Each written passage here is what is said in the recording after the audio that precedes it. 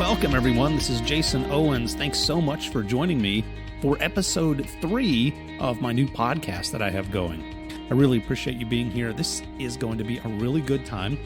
I mentioned to you back in podcast number 1 that there are different types of show formats that I'm going to end up doing. Well, this is my first interview-based podcast. Ended up having a chance to get out into the field. Got a couple new gadgets here to help me do interviews out in the field. So ended up taking those along with me, and I had a chance to catch up with Joe Phillips of Joe Phillips Ministries. He's doing some great work. Very busy guy, very multi-talented guy. And I tell you what, I'm really happy to be able to bring this interview to you where he talks about a project that he's working on right now, delivering this out in the field. And I tell you what, it's great stuff, and I can't wait for you to hear it. So here we go. All right, so we are here with Joe Phillips. Joe, thanks a lot for joining us for this episode and this segment of the podcast. Really appreciate it. I understand that you are packing right now to head out for the first leg of your Ebenezer experience. Can you tell us a little bit about what the Ebenezer experience is? Well, it's great to be here, Jason. Thanks for having me. And actually, this is the second leg. Ebenezer experience is a one-man, but now a two-person, actually a 6-person show of Charles Dickens' Christmas Carol. In 5 years, we did 21 presentations with a cast of 80 in the Charlotte, North Carolina area. Last year, we had 4,200 people in 4 sold-out shows. And they paid $10 or $15, $10 and $15 a ticket. And I thought, well, if I'm going to memorize all of these lines, I might as well take it on the road. And we've done 21 full cast, and before this year, 21 solo deals. It was solo at first, a monologue, and then it evolved into something where I put pictures of the characters that I'm speaking to in the middle of the stage and then on the sides of the stage. And we incorporate the Ghost of Christmas Present. Now she travels with me. Last year she traveled, and we have a new one this year. And we do video. We do a little video work with Jacob Marley. And so I'm talking to this real spooky character in the middle of the stage and on the videos. So we have several different elements we incorporate. And I also had a seamstress make 4 small outfits for children. And we incorporate 4 local children in every show. This year we have 19 shows. And we have 4 children scheduled in each of them except for 1. And so if you get a child involved, you're going to get all of their relatives and neighbors and all of that. And so we've done 2 of them so far this year, one in Parkersburg, West Virginia. We did one in New Albany, Indiana, just outside of Louisville. Mm-hmm. And tonight, we're going to have one in Dunn, North Carolina. Tomorrow, we're going to Winton, North Carolina, to do a free show for a large prison. I'm excited and a little nervous, not because it's a prison, but just because there's a lot of security and a lot of protocol that I'm not used to. So I want to make sure we do everything right. Right. Excellent. So what gave you the idea for the Ebenezer experience? To be honest, it was a sheer selfishness. I thought, I felt like the Lord wanted me 13 months out in my planning calendar, November of whatever year that was, 2011, 2011, I guess. I wrote in my planning calendar, don't travel in December, which was 13 months out. So November, the year before, I wrote, don't travel in my planning calendar when you get to this month. So I didn't book anything in December. And I didn't have any expectations there would be any plays, and I hadn't really been in a play since high school. Just a couple of churchy things. But so I heard that there was a community theater for a Christmas Carol. And so just out of a sheer act of obedience, I showed up at the rehearsal, and I tried out, and they picked me for Scrooge. And then when I saw the script, I had to learn 250 lines and 250 cues. And my selfish motivation was, if I'm going to memorize all of this, I don't want to do it 2 times, which is what we did the first year, 2 or 3 times.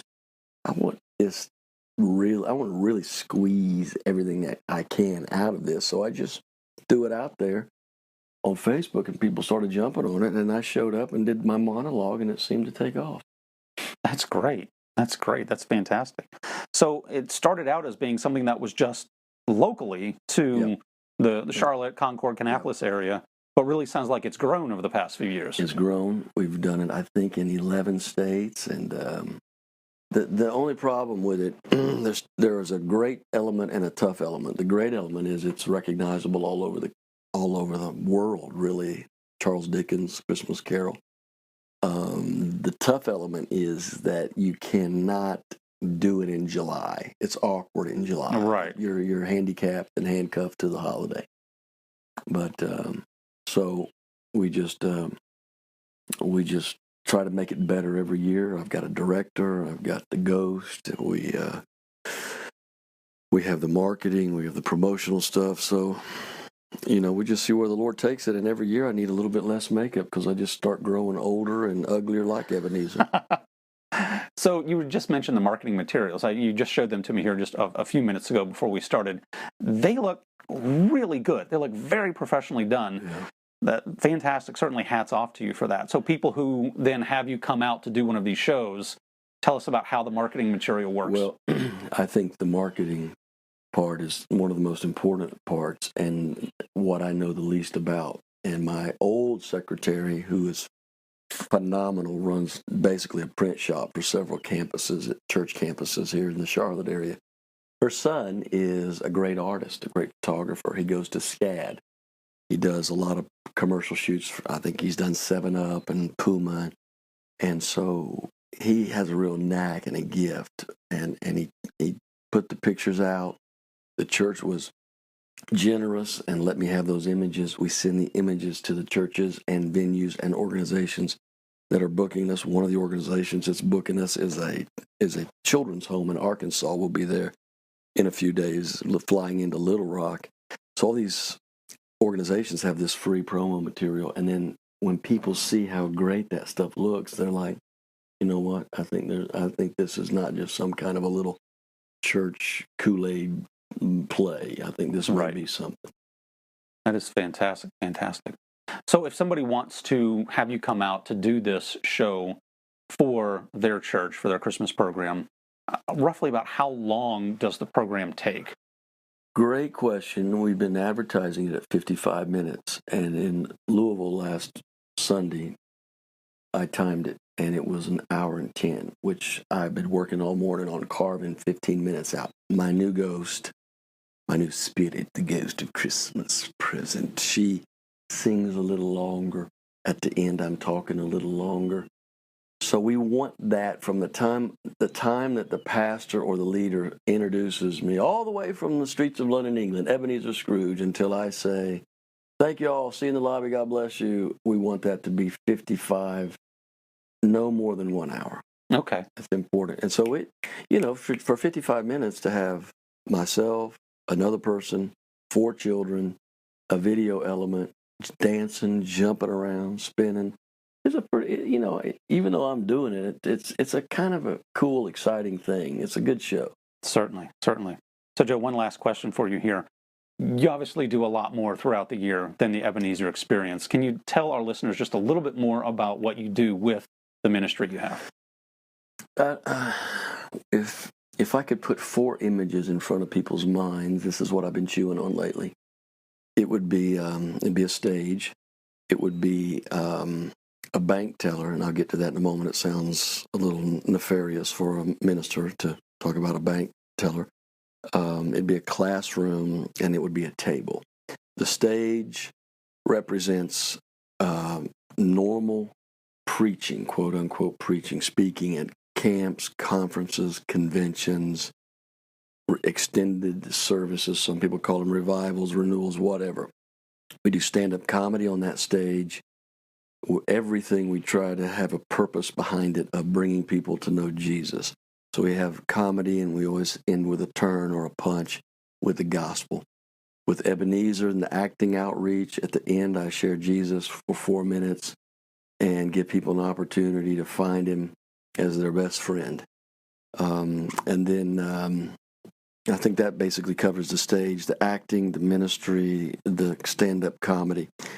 The bank teller we try to give away as much money as we can to orphanages and missionaries around the world. I think last year it was $16,000, which for our small ministry is significant. Before we pay anybody in our organization, myself included, we pay missionaries and orphans around the world. So that bank teller piece is an important piece to me because we try to generate a lot of income and we love to give it away.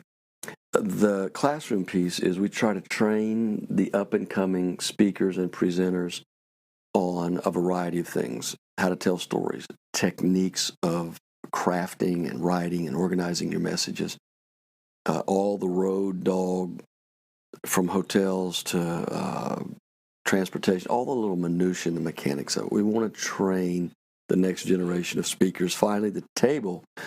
We've written 2 books. One is called The Third Chair. You can find it on Amazon, The Third Chair, Implementing Lasting Change.